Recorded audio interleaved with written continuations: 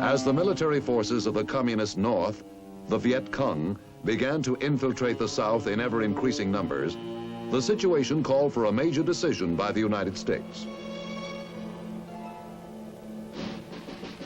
Here was a government on our side, ruling a country with some of the world's richest rice fields and a strategic location affecting the whole of Southeast Asia. What began as a revolution for national independence had been converted into another battlefield of the Cold War through the coercive terror and false promises of communism.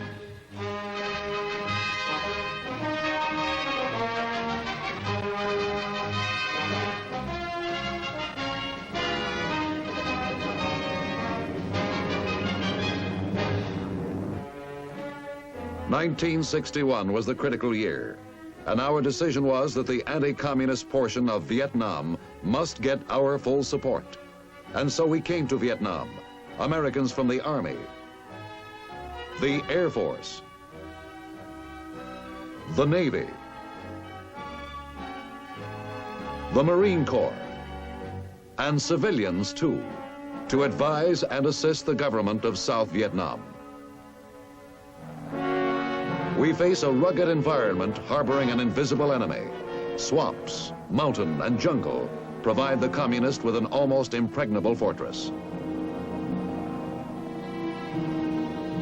The native population, persuaded by false promises or stricken with terror, becomes the enemy's human shield. And too often, the stolen fruits of their hard labor become the enemy's principal line of supply.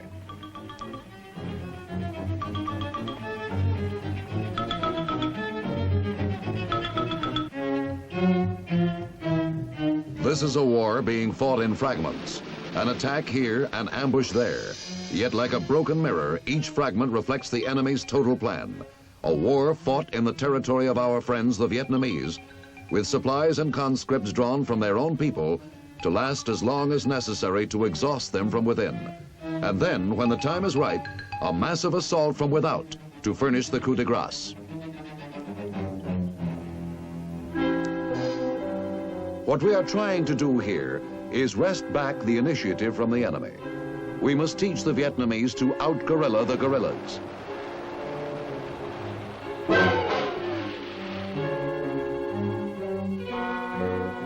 With skills and tactics developed by United States Special Forces experts at Fort Bragg in the United States, Vietnamese Rangers now can match the enemy at his own game.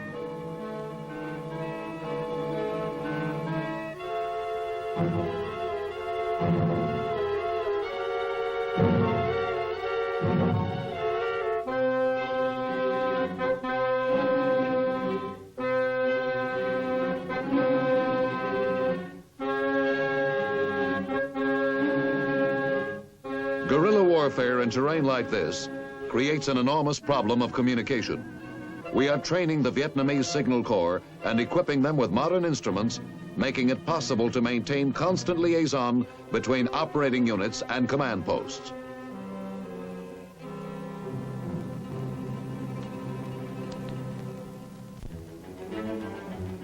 There are many here, Americans and Vietnamese, who believe that better communications are the key to the problem. Their improvement is gradually depriving the Viet Cong of opportunities to apply overwhelming force to isolated villages and outposts, unable to summon help.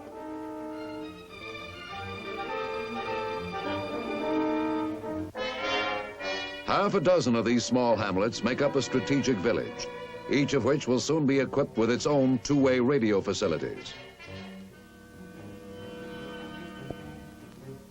Improved communications are thus an important part of the plan to make every Vietnamese hamlet and village strategic. And by strategic, they mean capable of resisting armed attack.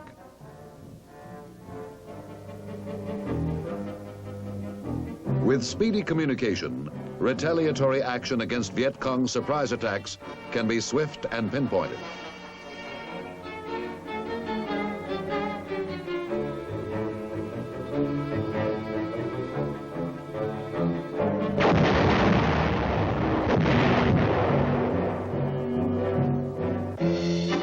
Tanks are at present of only limited usefulness in Vietnam, but their presence helps keep roads open and provides protection for convoys.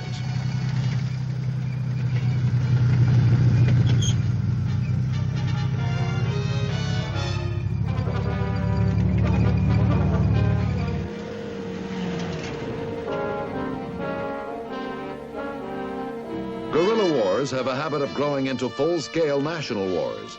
While fighting the very different tactics of guerrillas, no new nation can afford to neglect the strategy and tactics of conventional warfare, an error which the Vietnamese are careful to avoid.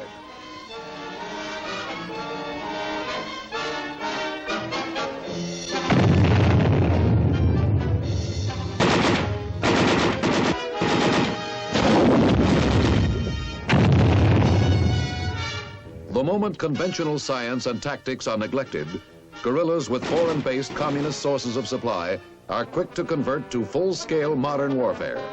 To prevent this, the Vietnamese, with American advice and equipment, maintain a well-trained, well-equipped conventional force while dealing with the immediate problem of the elusive jungle-based guerrilla.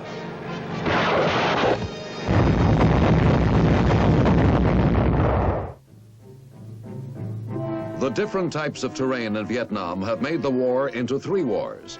Each is fought on its own terms. First, in the Mekong River Delta south of Saigon. Second, on the high plateau and along the low coastal strips of central Vietnam. And third, in the jungles of northern mountains, which run into the area held by the Red regime of Ho Chi Minh.